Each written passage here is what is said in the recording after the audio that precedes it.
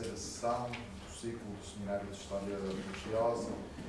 Este ano dedicado ao tema dos homens e da memória e os tempos do Diocese do Porto. Hoje vamos ouvir a professora Inês Amorim sobre o tema as misericórdias entre o material e o imaterial, entre o progresso e a força dos pobres.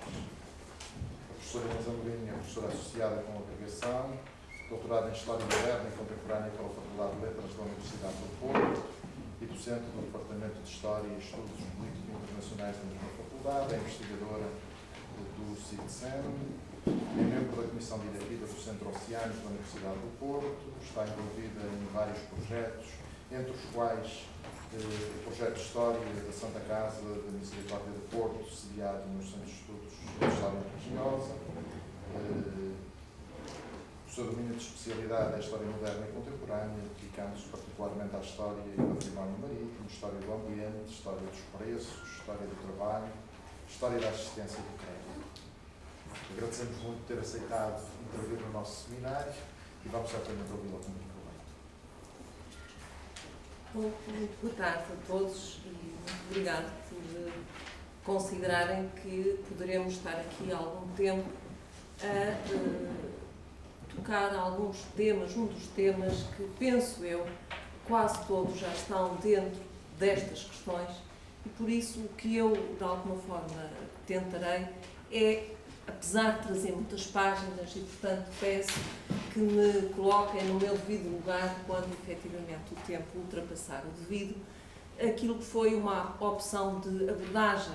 Eu dei um título e o título, normalmente, quer dizer algo, é um programa, as misericórdias entre o material e o imaterial, entre o progresso e a força dos pobres, tenta situar, como inclusivamente um sumário que eu enviei e que tem certamente à vossa frente, eu sobretudo o estruturei em três partes. Há uma primeira parte em que eu, de alguma forma, digo que as misericórdias são espaços definidos. São espaços porque têm âncoras visíveis, ainda hoje elas são visíveis ao longo do tempo, são materiais, estão lá, construções, foram-se multiplicando até por todo o esforço construtivo associado, desde hospitais, escolas, etc., ao longo do tempo, e, por outro lado, desenvolveram naturalmente um conjunto de atividades, por vezes colocam-nos questões, porque como é que, o caso, por exemplo, da Misericórdia do Porto, que é aquela que temos andado a estudar, como é que é possível uma instituição funcionar ininterruptamente 500 anos? 516, não é? Fez esta semana. E esta é uma questão extremamente importante, porque certamente não vou hoje resolver essa questão e provavelmente não iremos resolver essa questão, vamos analisá-la, mas é uma questão de fundo. Por isso, o primeiro ponto a colocar é este: como é que é possível as misericórdias, partilhando inclusivamente outros espaços, outras instituições de assistência, de penitência, etc., como é que se conseguiram afirmar até aos nossos dias? A segunda questão, eu tento tocar naquilo que é extremamente forte, que são as memórias individuais e coletivas. Ou seja, como é que tantas houve, ao longo do tempo, legados que foram feitos a estas instituições, que são memórias individuais, eram memórias individuais, queriam ser únicas e transformaram-se em memórias coletivas, porque hoje olhamos e vemos-las como um todo. Essa é outra questão, entre o indivíduo, o peso, a necessidade da individualidade e aquilo que é o contributo coletivo. E, portanto, uma particular atenção para a questão dos legados e o que é que eles significam. E, em terceiro lugar, os pobres, porque quem são os pobres ao longo do tempo e não vamos chegar a muitas conclusões, nós não temos tempo, quer dizer, não vamos ter tempo para discutir tudo isto, mas pelo menos colocar algumas questões. Hoje, provavelmente, pobres, temos alguma dificuldade em usar este termo, fomos limpando algumas expressões, mas daí eu colocar esta ideia de progresso. Hoje, muitas vezes me dizem, mas os pobres não, nós temos é que evitar que haja pobres. Efetivamente, parece que não estamos a descobrir hoje nada, porque essa questão é frequentemente tocada. E para tocar nestes 3 pontos, eu inclusivamente criei uma subestrutura, como viram, eu coloquei alguma bibliografia. Foi uma opção, é bibliografia geral, obras gerais, até documentos que estão disponíveis, e coloquei links para, ou seja, está disponibilizado, existem repositórios digitais associados a autores que efetivamente escreveram muito sobre isso. E, portanto, poupei-me e poupei-vos, porque de alguma forma é um trabalho que podem vir a fazer, ou seja, pegarem nestes links, colocarem no Google e vão encontrar imensos títulos que certamente vos vão ser úteis. Assim sendo, entramos nesta questão. Como sabem, a Misericórdia de Lisboa, fundada em 1498, sob o título e nome, chamava-se Confraria, e eu estou a citar, sob o título e nome e invocação de Nossa Senhora, a Virgem Maria da Misericórdia. Esta é uma das questões que nós, na história da Santa Casa Misericórdia de Porto, teremos que estar muito atentos. É como é que estes designativos vão mudando ao longo do tempo. Porque não é assumido que, logo numa primeira momento, esta ideia que nós hoje temos, Santa Casa da Misericórdia, não foi assim incorporada. E, portanto, eu só estou a tocar nesta questão, mas não vou debruçar-me sobre ela. Chama a atenção.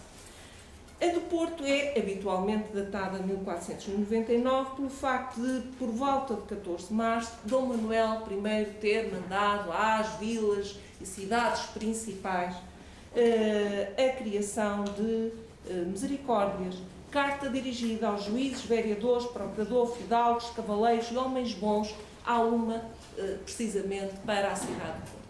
E, portanto, tradicionalmente é esse. Magalhães Basto, todos conhecem certamente, discute, ele põe algumas questões, alguns limites, mas a verdade é que houve esta primeira iniciativa e eu não vou sequer discuti-la. É extremamente interessante que, quando da fundação, surgem regras, compromisso que vão ser, ao longo dos tempos, vão sendo reformulados com algum significado. Um híbrido entre o corpo e o espírito. Eram as obrigações que exigiam dar contas a Deus e aos homens, que implicaram a montagem de uma estrutura de governação, dos encargos assumidos, de administração, de reunião de fundos, receitas, diríamos nós hoje, e que já se dizia na altura, e de aplicação de despesas. De um enunciado muito simples, em 1498, sem preocupações de contabilizar com exatidão o que eram essas 14 obras, passou-se a traçar, em 1520, um sinal já de organização que se transmitia aos que liam e, sobretudo, ouviam, porque essa era uma questão fundamental. Por isso, a tabela que eu, de alguma forma, eu coloquei aqui, embora possa não se ver claramente, procurou... Não sei se isto tem luz. Bem, não interessa. Não. Tentei comparar 1498, 1520, aquilo que eram, digamos, as obras espirituais e as obras corporais. Naturalmente que a de 1520 é muito mais detalhada, procura efetivamente esclarecer alguns aspectos. O que existe efetivamente digamos, de linhas orientadoras de ações de caridade tem um contexto próprio. Naturalmente que isto não surge de nada, nós sabemos isso, os contextos no seio da reforma da Igreja procuravam educar, formar, agir, segundo o texto do apóstolo Mateus: felizes os misericordiosos, porque alcançarão misericórdia. A forma mais simples, forte e ao mesmo tempo suave da própria economia da salvação, como escreveu João Paulo II num texto interessante. Bom, não vou aqui, tinha aqui muitas citações, mas não vou fazer. A conjuntura quinhentista, que, digamos, de alguma forma explica o surgimento desta intuição, é de desafios múltiplos, de extremos de riqueza e de pobreza. mobilidade de gente entre continentes, entre lugares. Esse é um aspecto que normalmente não é tão tocado, mas esse é real. O que levava à necessidade de uma regulação perante novas realidades. Houve um longo percurso naquilo que era, entretanto, necessário cumprir e praticar. Obras de piedade ou de misericórdia. Isto sim está muitas vezes inscrito. Para tal, a acumulação da riqueza circulava sempre que o rico se fazia pobre, pela humildade voluntária, despojamento, renúncia, e o pobre se fazia rico, pela humildade em receber. Também Mateus tem este texto. É imprescindível esta comunicação. Era benéfica para ambas as partes, do ponto de vista material, e nivelava numa perspectiva espiritual os pobres de espírito que se abriam à espiritualidade. As disposições da Igreja confirmam precisamente estes princípios. Por isso, as misericórdias corporizam a fluidez de recursos entre partes, a favor dos indivíduos económica e socialmente frágeis, de forma a atingirem uma autonomização das suas vidas. E isto é verdade desde o princípio. E há uma outra vertente de solidariedade entre vivos e mortos. E este é outro aspecto fundamental. As preocupações iniciais acerca dos enterramentos, do aprofundamento da doutrina do purgatório, no preparar uma vida, uma boa morte, incentivadora de práticas de indulgências, de que os legados pios, de que iremos falar um bocadinho, são a materialização e uma mensagem repetida ao longo da época moderna. A transcrição breve do documento, precisamente de 12 de junho de 1503, que tem a ver com a doação à Confraria da Misericórdia do Porto de Campos e Herdades, pertencentes a Branca de Nis, isto em 1503, situa logo o primeiro lugar, que é precisamente, como estava aqui indicado, na crasta da sé desta mesma cidade do Porto, Branca de Nis, dona viúva, mulher que foi de Rodrigo Álvares, cavaleiro morador em dita cidade, e disse que, havendo ela desejo de servir ao Senhor Deus e querendo desencarregar sua consciência e por obrigação em que querem desencarregar sua alma e do dito seu marido, e por ajudar e acrescentar a confraria de Santa Maria da Misericórdia, é assim escrita, cita e ordenada na dita sé, etc, etc. É muito interessante este documento, claro que ele é muito longo, não vou ler, mas a análise é muito interessante, porque não só tem testemunhas, invoca essas testemunhas e envolve logo os clérigos, aqueles que terão que fazer cumprir, rezar, celebrar as missas, as cautelas que têm que ser tomadas para assegurar o cumprimento. Este movimento, naturalmente, se vai repartir, se vai multiplicar. É verdade que nestes conjunto de aspectos havia pobres e pobres, e se os presos parecem ser os primeiros a serem sistematicamente alvo de atenção, a verdade é que se vão alargando as atenções numa sociedade assente no estatuto, na natureza, na condição social, e continuamente cria exceções, ou melhor, reconhece as diferenças sociais. Por isso, os compromissos da Misericórdia de Lisboa, por exemplo, os primeiros, distinguem os pobres e os envergonhados, recomendando o apuramento das dificuldades dos últimos, desses envergonhados que não querem mostrar que o são, tirando, eu estou a citar, tirando primeiro inquirição pelos curas das igrejas e confessores, e assim pela vizinhança onde as tais pessoas viverem, e assim na despesa do dinheiro e repartição dele, como de vestidos, serão queridos em suas consciências, dando conta ao provedor. Era evidente que visualmente podia não se apurar quem era o pobre. E daí as visitações dos hospitais, pobres doentes, que pela cidade houverem. Nunca a cavalo, de pé. Porque de pé é que se contactava com aqueles que se tinham. Isso está perfeitamente clarificado. Por isso, as estratégias de governo das instituições vão implicar certamente aquilo que são os pobres. Estes são as bases, mas eles vão se multiplicar e diversificar. E por isso, as misericórdias, como outras instituições assistenciais, terão funcionado como plataformas de transferência, de redistribuição de valores. Nós não vamos aqui eu não vou hoje tocar nisso. É um tema muito interessante, há muitas questões sobre isso, de onde é que provinha a natureza do património destinado à caridade, em parte isso vamos falar, a questão dos legados, mas como é que era gerido, quem eram os recebedores, os montantes, credibilidade das instituições, exigências conjunturais e desgaste dos legados, o governo dependeu ou não de figuras sociais, que relações políticas, qual a contabilidade, a administração, não irei fazer isso. Mas é importante, primeiro aspecto, e é a primeira questão, a tal questão dos espaços, território, lugares, etc. Como é que é possível que a Misericórdia, qual foi o sucesso da distribuição dessas misericórdias? Eu não tenho uma cartografia apurada. O que eu tenho são baseada, e é algo que nós vamos ter que fazer, porque eu acho que isto não está ainda feito, é perceber ao longo do tempo como é que foi a disseminação, o enraizamento destas instituições.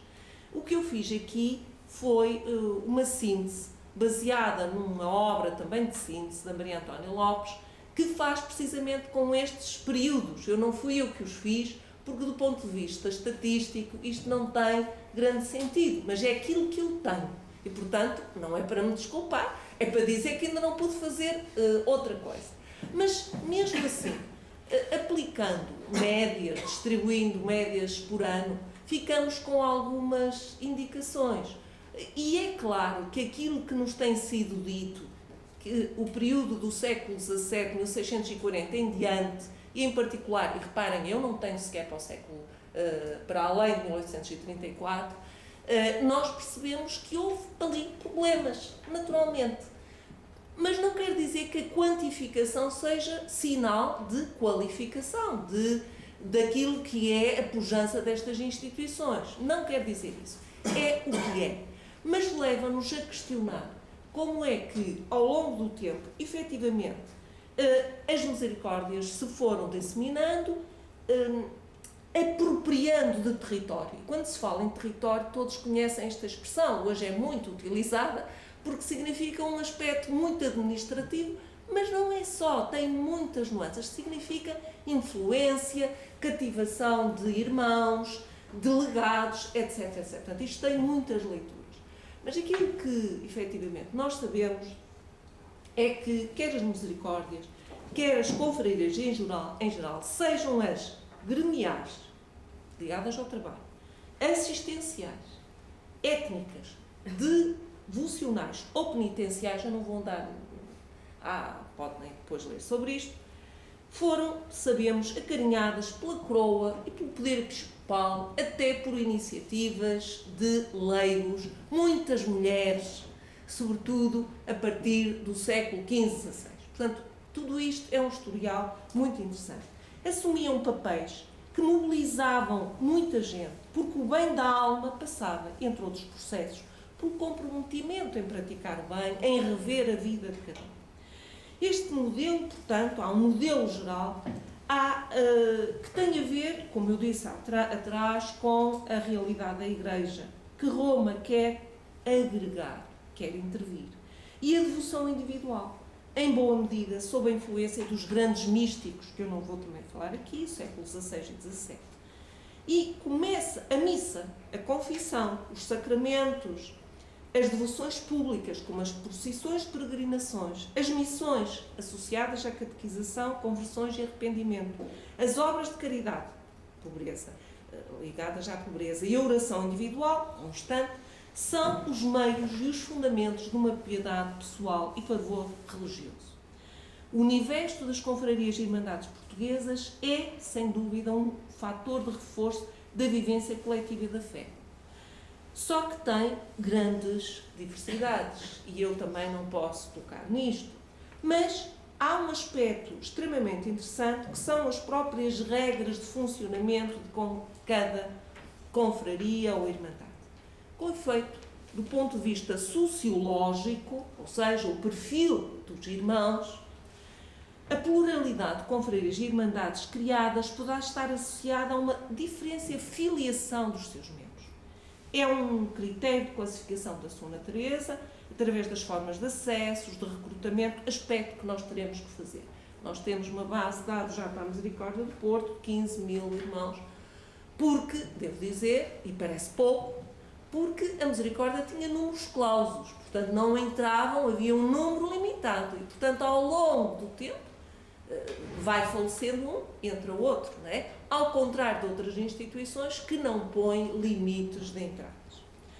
Vejamos o que é que vai acontecer precisamente, estas são as dioceses, eu nem sequer ainda por cima evoluíram há algum tempo, portanto teríamos de ter muito que fazer, mas aquilo que, alguns mapas que eu consegui reunir, que foram já feitos, mostram precisamente como as misericórdias em Portugal, e temos cartografado até 1640, claro que não fomos nós, Isabel Guimarães Sá, Laurinda Abreu, fizeram esta cartografia das que foram criadas ao longo do tempo, com critérios diferentes, mas quando efetivamente, num outro trabalho, se cartografou a criação das ordens terceiras franciscanas em Portugal, seguindo um modelo que é um modelo de o Padre Bartolomeu Ribeiro, que percorreu vários artigos da Ordem Terceira de São Francisco e que fez um enunciado das ordens terceiras que foram criadas antes de 1650 e depois de 1650. E aquilo que nós vemos aqui é que ordens terceiras de São Francisco, só estou a falar porque há do Carmo, há por aí fora, e a cidade de Porto tem várias, começam a também tomar terreno. Evidentemente que isto levava-nos a um estudo comparativo, porque inclusivamente de alguns trabalhos que fizemos anteriormente, mostramos uma diferença abismal, é que as ordens terceiras de São Francisco, que cria, por exemplo, na cidade de Porto em 1631, a primeira, não põe limites de recrutamento feminino. Não há limites. E, portanto, há 50% dos irmãos são mulheres. Ora, as misericórdias põem limites, há algumas exceções, mas isto significa que nós começamos a olhar para digamos, a hipótese de, efetivamente, as misericórdias terem sofrido concorrência de outras instituições. Eu só dou aqui o exemplo da Ordem Terceira de São Francisco, porque nos falta uma cartografia, um mapeamento daquilo que são instituições que vão surgindo na cidade do Porto e noutros locais. Evidentemente que a Ordem Secular de São Francisco está muito ligado ao calor reformista, às missões de interior, às missões populares, etc, etc. Sobre isso, naturalmente, eu não posso falar. Mas o que me parece extremamente interessante referir é que, efetivamente, as misericórdias vão, provavelmente, é algo que nós temos que estudar, vão tentar reagir àquilo que é o surgimento de outras instituições na própria cidade de Porto. E aqui eu venho só ao caso que conheço para a cidade de Porto. E um dos aspectos que nós, efetivamente, sabemos é alguns conflitos, têm a ver, por exemplo, com as obrigações de sepultura. Há conflitos imensos acerca de quem é que deve acompanhar no ato de um enterramento. E é preciso, surgem regras, regulamentos relativamente a esta situação. Mas são vários, eu não posso, senão são expulsos os irmãos, portanto, as medidas são efetivamente drásticas. É verdade que estas clientelas devocionais realmente estão a mudar. E a forma de avaliar isto, e há um trabalho sobre a morte no Porto, que estudou os testamentos, mostra precisamente como efetivamente os legados estão a diminuir em relação à misericórdia, mas uma coisa é o número, outra coisa são os montantes, são aspectos que também teremos que avaliar, mas que parece que são sinais de algo que pode levar a instituição a tomar medidas drásticas. A nós parece-nos que sim, tanto mais que precisamente em meados do século XVIII, a própria Misericórdia, a direção, toma medidas de registro sistemático de tudo aquilo que eram, por exemplo, livros antigos, que eventualmente não estavam registados, numa preocupação de levantamento daquilo que era o património da própria instituição. há efetivamente sinais de que isto poderá acontecer. Evidentemente que também a territorialização das misericórdias, a institucionalização, se quisermos, passa por algo que é extremamente importante. Tenho aqui alguns aspectos, mas, em primeiro lugar, pela própria orgânica funcional. Não vamos ter tempo de ver isso tudo, portanto, pego no Compromisso de Lisboa de 1520 e nós vemos que está aqui indicado o provedor, figura máxima, o poder de decidir os encargos distribuídos a cada um dos 12 oficiais, conforme o compromisso, e nenhum poderia decidir sozinho, como diz este compromisso de 1520. Depois, naturalmente, que em aquilo que competia a cada um vai estar a orgânica funcional, foi assim que eu chamo, a orgânica funcional, chama a atenção para aquilo que são as atividades a desenvolver, hospitais, doentes, presos, envergonhados, etc. Os conselheiros oficiais, em alguns casos temos dúvidas, aquilo que era a ação e, finalmente, que registros, isto é um aspecto muitíssimo interessante, a memória constante, porque os compromissos chamam logo a atenção para isso. E não há livro que não chame a atenção para isso. O que é que tem que ficar registado para depois se ir com o livro verdadeiramente apurar se não está ou não a ser cumprido. A averiguação das realidades assistenciais, espirituais, materiais, exigia um meticuloso trabalho em equipa entre conselheiros de condição social, da nobreza, e os oficiais mecânicos lado a lado, no terreno, o que pressupunha disponibilidade total. Veja-se que ao provedor é exigida uma presença constante na capela, o mais que for possível, e às restantes um trabalho de visitação. Mesmo que pouco específica, na prática, a atribuição de funções a homens de condição e oficiais,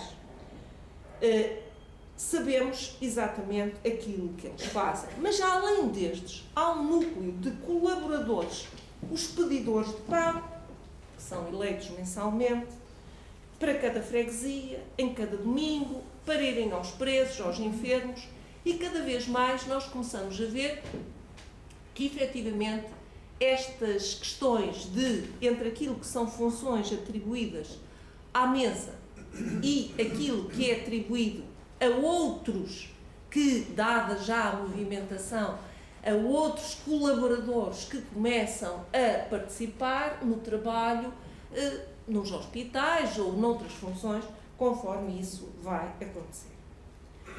Entre os quais chama a atenção para aquilo que são na cobrança das molas e, sobretudo, aquilo que era importante, que era averiguar numa arca todos os processos relativos a propriedades deixadas à misericórdia. Era extremamente importante esta questão. Claro que, pela variedade dos tempos, isso está escrito no início do compromisso de 1577, começa mesmo assim, pela variedade dos tempos, começam a surgir, a multiplicar-se aquilo que são as obrigações. Mas é curioso que neste 1577 já não se faz referência àquilo que eram obras corporais e espirituais. Remete-se para o primeiro, porque diz-se que isso é lido e toda a gente sabe. Portanto, sistematicamente era lido, essa catequização, os sermões relembravam cotidianamente.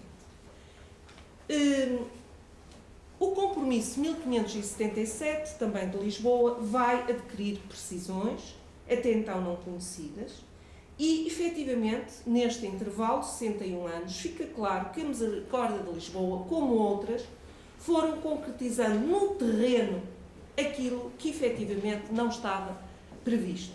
Nós, neste agrupamento por capítulos, eu chamo a atenção para aquilo que são temas fundamentais. Por exemplo, pode não querer dizer nada, mas pode querer dizer alguma coisa. Os processos eleitorais em 1577 já merecem 8 capítulos. Uma burocracia total.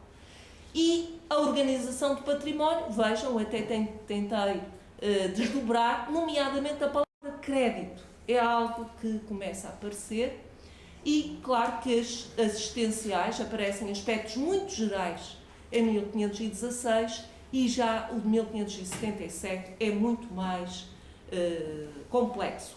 Além do mais, aparecem sempre a necessidade de registro de memória.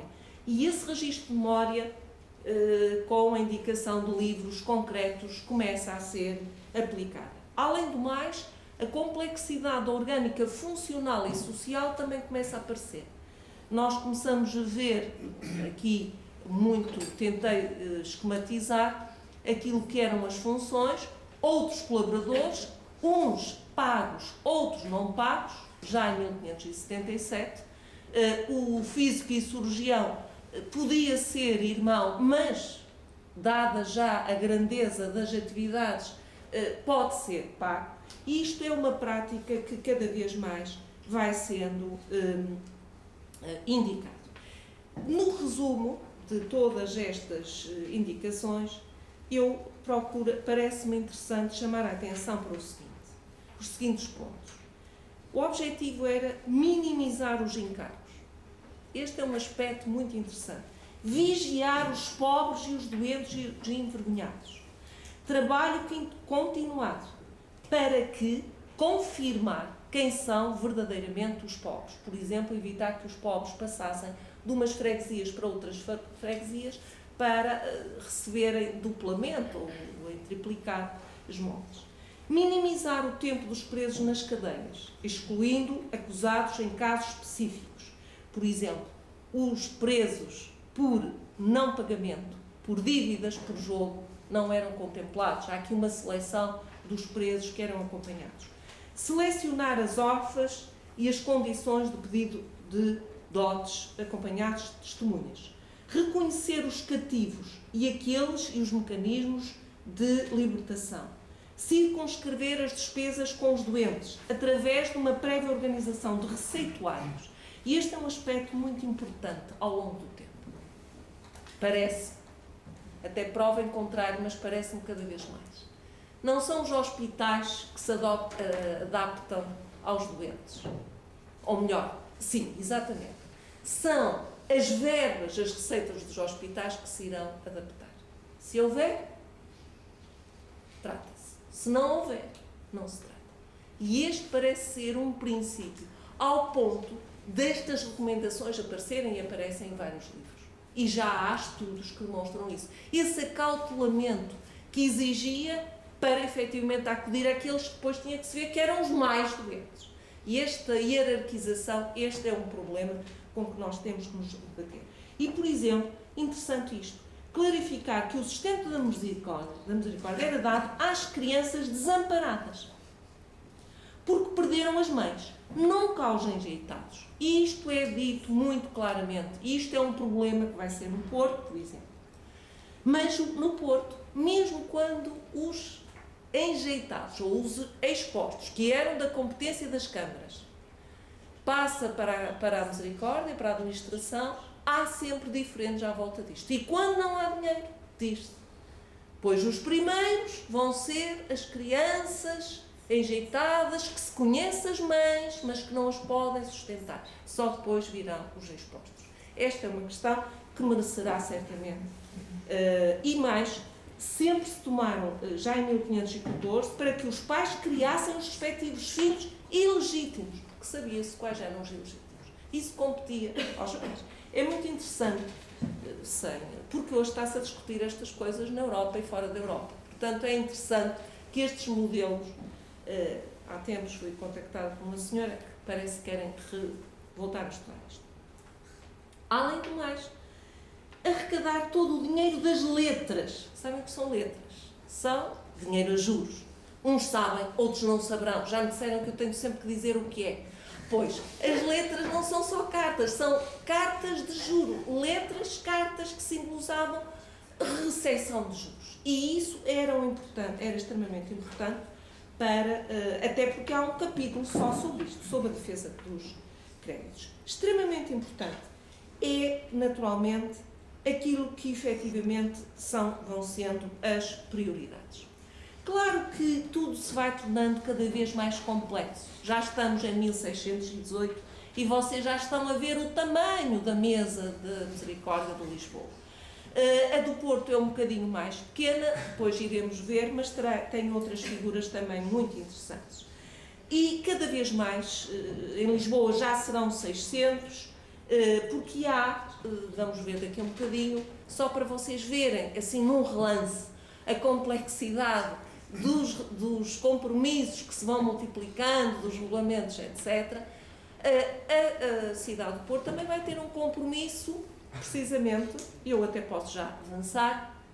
Bom, isto são os tais outros colaboradores que vão tendo cada vez mais designativos antes de mais nada, porque senão eu posso me perder, a partir de 1618 surge um aspecto muitíssimo interessante, que certamente vocês já leram, e eu também ainda não sabia, ou não encontrava isto, que é o surgimento da junta ou definidores, e que em alguns sítios começa a chamar definitório, precisamente, não é? Mas a expressão que aparece são os definidores. Ora, o que é isto? E eu fiz uma espécie daquilo que aparece no capítulo 13. É muito interessante, porque no mesmo compromisso aparece no capítulo 13 das coisas que a mesa não poderia fazer sem junta. E no capítulo 14 dos definidores completa aquilo que é dito sobre a mesa. E evidentemente que os assuntos que aqui estão em causa têm a ver com o património. Eles são longos, não é? Ainda tem mais uma página, mais um slide, mas são suficientemente longos para vocês verem que há aqui questões relativas àquilo que são decisões patrimoniais de atribuição ou de aceitação de uma coisa fundamental, que nós vamos falar a seguir, que é a aceitação de legados e de capelas. É dito que as misericórdias não podem aceitar legados se eles não forem aquilo que nós hoje chamamos sustentáveis. É uma palavra que hoje se usa, não é? Se eles próprios, na longa duração, porque eles têm muitos objetivos, fundamentalmente satisfazerem aquilo que são as intenções dos legatários. Ora, quando alguém falece, e sobretudo tinha a ideia de que o mundo acabaria um bocadinho mais à frente. Aliás, expressões até que o mundo acabe, mas seria uma coisa não tão longa, não é? Como nós hoje sabemos. Não é? E então, como vocês sabem também, as desvalorizações monetárias, as conjunturas, as guerras, as requisições pelos monarcas que vêm aqui buscar muitos capitais, a aplicação em obras, etc., vai desgastando todos estes patrimónios. E, portanto, o acautelamento no primeiro momento é extremamente importante. E isto é lido cada vez que o provedor entra. Cada vez que um provedor entra a tomar posse, por exemplo, no Porto, é-lhe lido esta indicação. E, portanto, todas estas decisões têm que ser acauteladas. No Porto,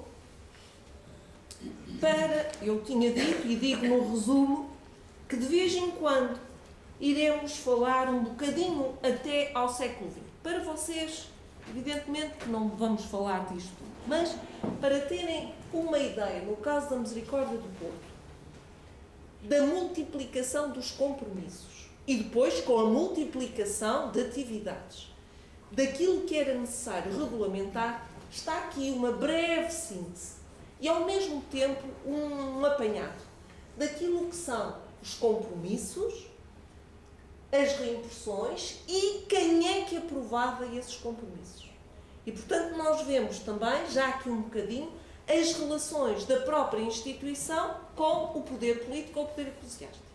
E, portanto, vocês têm, e que não é por acaso que existem aquelas reimpressões.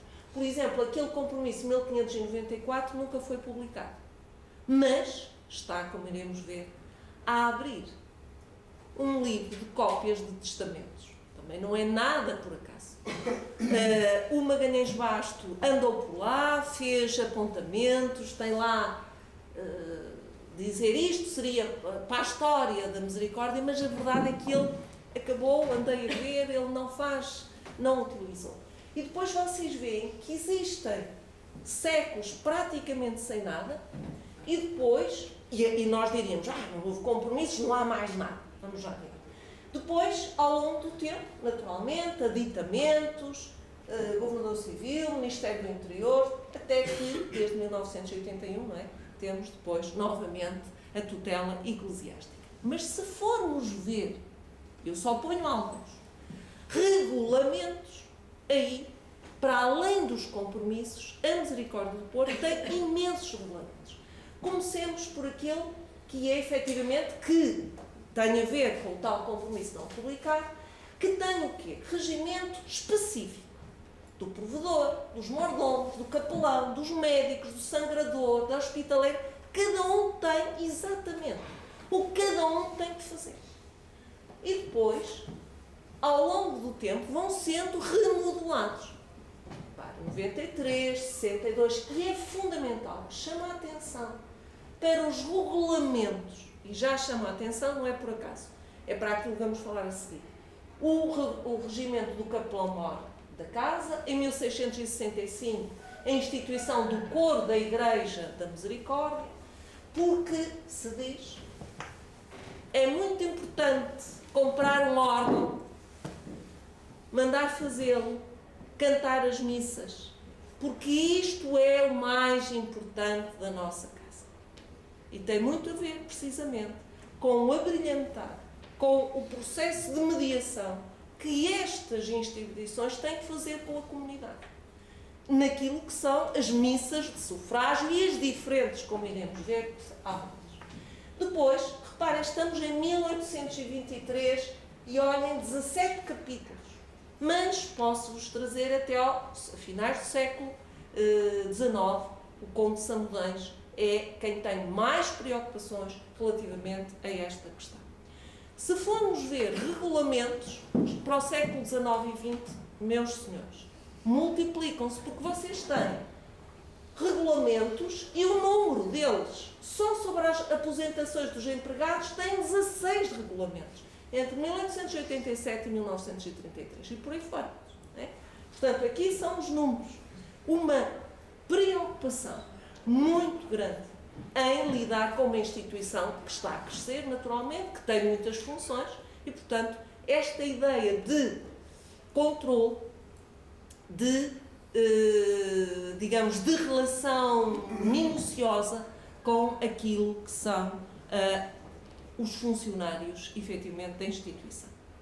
E isto leva-nos, e eu já deixei os papéis, porque, efetivamente, os papéis são limitativos, aquilo que nos vai levar ao segundo ponto que eu chamei a atenção, que é a questão das, chamei, memórias individuais, coletivas, quando os legados individuais ganham memória. Efetivamente, aquilo que vocês todos sabem é que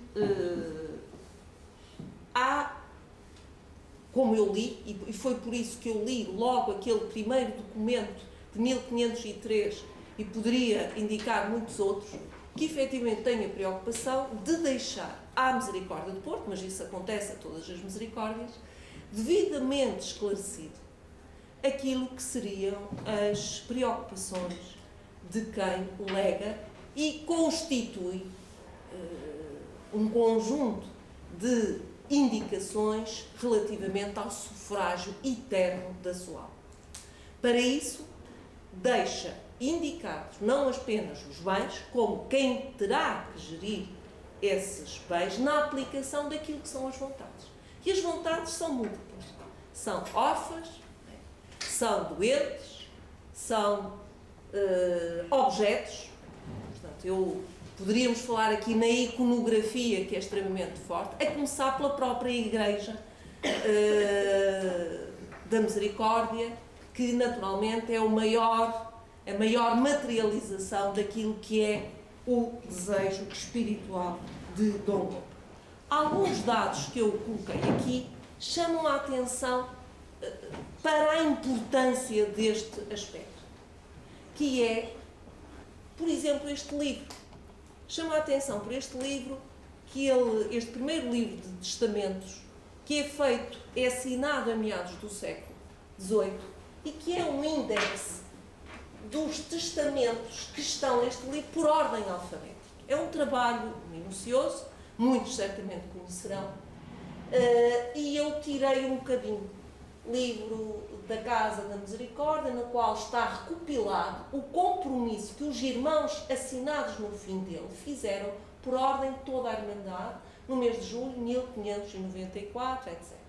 Confirmou o compromisso do Bispo Lamego, que tem vários cá dentro, do Bispo Lamego, e chamam-se compromissos, que é uma coisa interessante, que num primeiro momento eu fiquei, mas havia mais compromissos? Claro que evidentemente tem a ver com o compromisso, porque a palavra compromisso é isso mesmo. Que algumas figuras, como o Bispo de Lamego, como o Dom Lopo de Almeida e outros fizeram, e eles são de tal forma fortes que mereceram ser totalmente recopiados várias vezes ao longo do tempo, porque esse é um aspecto que me parece interessante e eu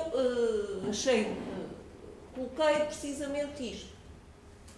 Nós já sabemos, estamos a fazer um levantamento de quem são, efetivamente, ao longo do tempo, aqueles legatários, e, por exemplo, está por ordem alfabética este primeiro, que mereceu, porque a certa altura há um índice geral dos testamentos realizado a 21 de maio de 1889, portanto, vejam, ao longo do tempo, século XVI, século XVII, século XVIII, século XIX, havia a preocupação, há ordens constantes de se voltar a copiar, de se fazerem papelinhos, de se porem anotações, de se organizar o arquivo. E logo na primeira prateleira está o quê? O livro dos legados. Estão os testamentos. É uma exigência inicial. E é muito interessante porque depois, neste livro, faz-se a conversão para nunca se perder a cota, aquilo que nós vulgarmente chamamos a cota, que é para se ir direitinho ao legado para o fazer cumprir, e depois este índice de testamentos que efetivamente se vai realizando. E é muito interessante, eu chamo a atenção para isto, porque o livro em que estão recopiladas todas as rendas e obrigações da Casa e de Regimentos, é de 1662, é mesmo, está lá escrito, um roteiro para o provedor da casa, logo tanto que for eleito, ter notícia das coisas principais tocantes a seu ofício. E a primeira coisa que ele tem de fazer, a obrigação do culto divino, está diante de todas. Esta é a primeira obrigação. E é curioso, e esta é a primeira obrigação, e logo a seguir é, efetivamente, ver a questão do culto, de como é que estão ou não a ser cumpridas. E daí a utilização de medidas que fazem a ligação. A mim parece que esta é uma hipótese que nós vamos ter que certamente explorar, que é a publicitação, os momentos de mediação, ou seja, estão a ver aqui, são os sermões que se fazem por obrigação e encomenda, que são retirados dos diferentes legados, não é? E em que é feito um calendário, o que é que se faz em agosto, em janeiro, fevereiro, março, abril, maio e por aí fora, para que efetivamente as missas sejam rezadas, por quem são rezadas, quem são os capelães, etc, etc. Esta multiplicação de obrigações parece-me ser um dos aspectos interessantes. Nós não fizemos ainda isto para o Porto, mas para Lisboa é muito interessante ver, e eu fiz este apanhado relativamente a dois períodos na Misericórdia de Lisboa, 1639-1716, que é a importância das missas, do número de missas. E o número de missas em 1639, eu pus aqui, portanto, de 39, um ano, comparando com 15, 16, vocês passam de 36.009 missas para 72.588 missas. Este é um aspecto extremamente importante, que justificará também a necessidade que as instituições têm, e a Misericórdia tem um livro, a Misericórdia do Porto, que faz uma espécie de balanço, legado. Quanto é que foi deixado para realizar missas, quantas é que são realizadas, quanto é que custou, quanto é que fica de saldo. E isto é importante, eu não sei se pus aqui, esperem lá, parece que não pus, porque eu tenho uma tabela que é mostrar as receitas e as despesas da Misericórdia de Lisboa, e em que se vê que as receitas das missas, pelo menos até meados do século XVIII, eram um saldo extremamente importante. Além disso, naturalmente, havia os créditos, os juros, etc. Pronto, pensava que tinha posto, já me tinha esquecido, não pus. Que reforça esta ideia. Mas a partir de meados do século XVIII, efetivamente as coisas começam.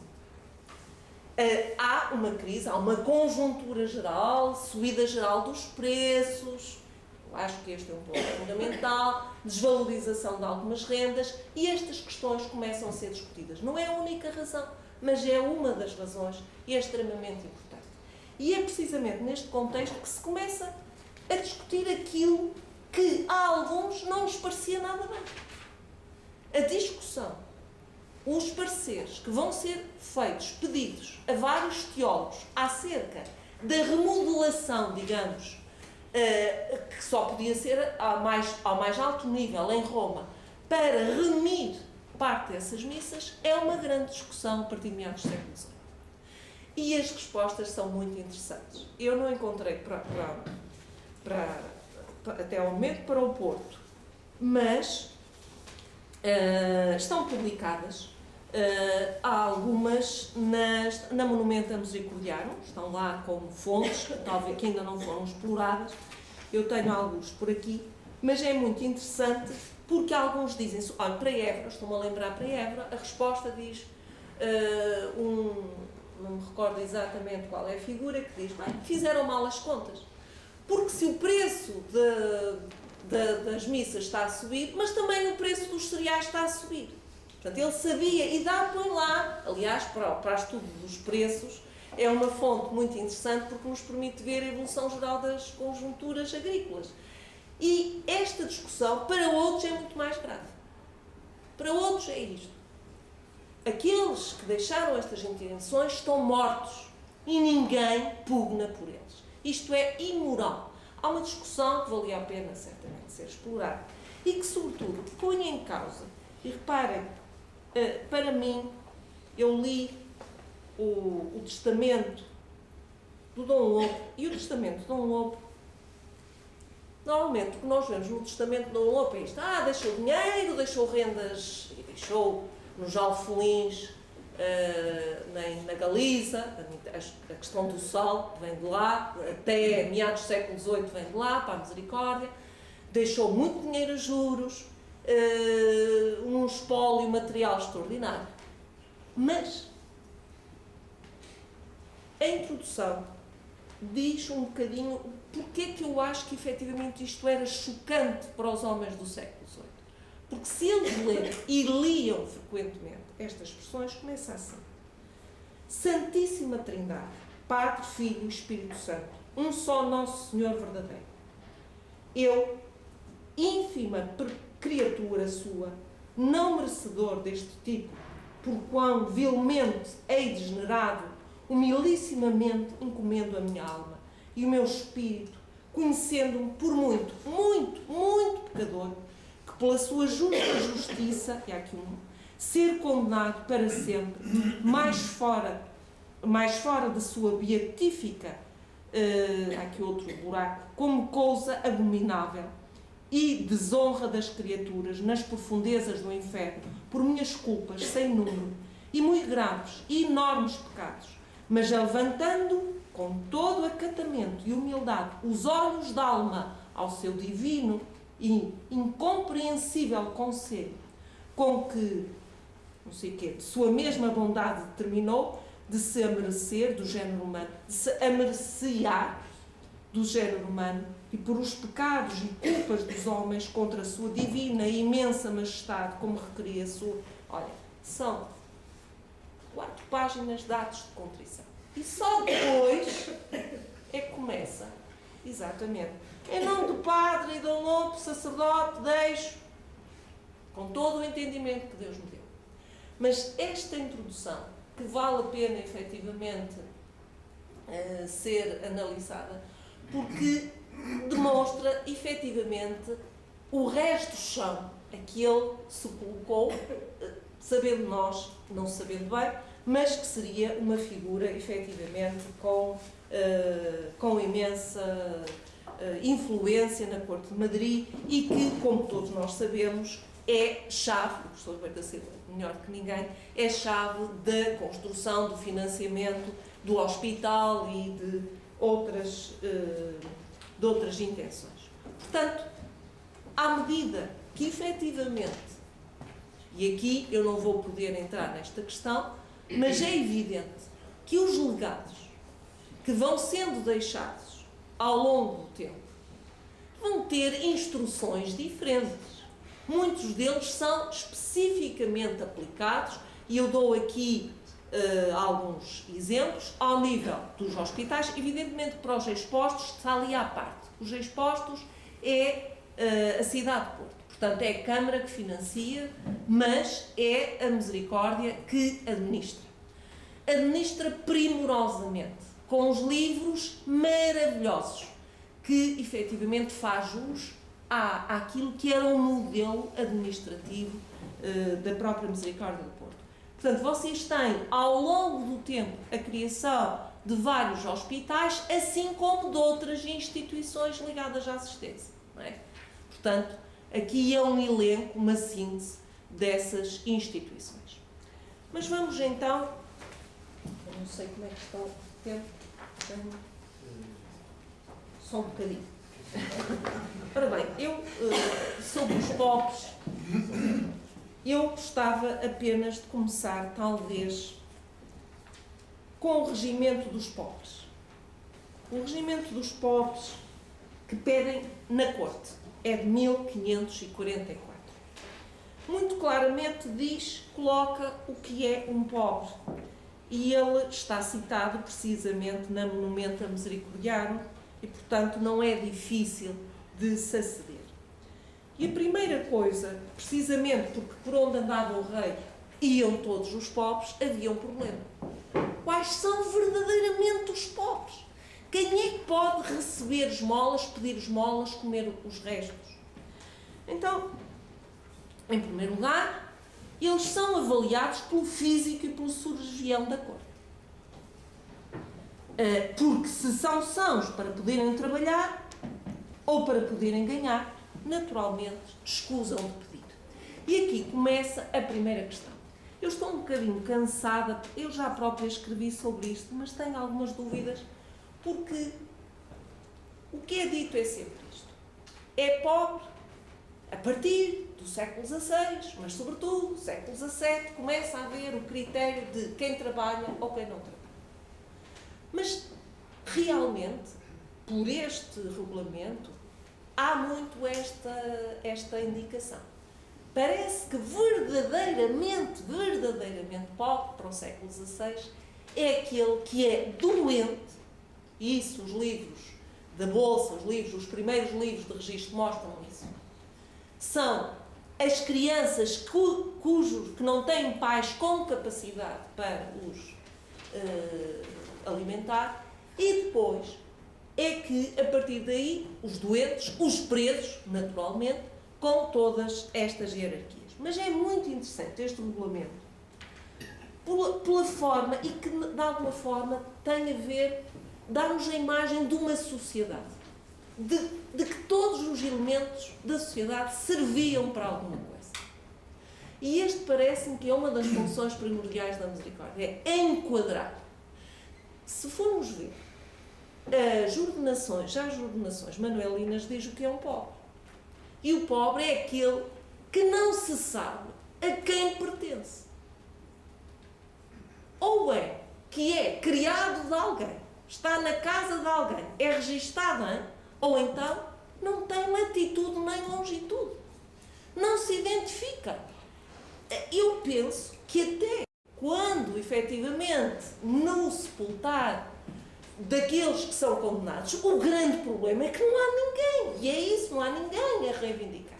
Isso não pode acontecer. Eu costumo dizer, enterrar que nem um cão, às vezes com os alunos, para lhes mostrar, tentar um exemplo, aquilo que hoje, não é? Se houve, mas às vezes já nem nos lembramos o que é que isso quer dizer, não é? Morreu sozinho, como... Esta ideia de abandono, de efetivamente, é um aspecto que esse é verdadeiramente o primeiro. O não haver ninguém que olhe para ele.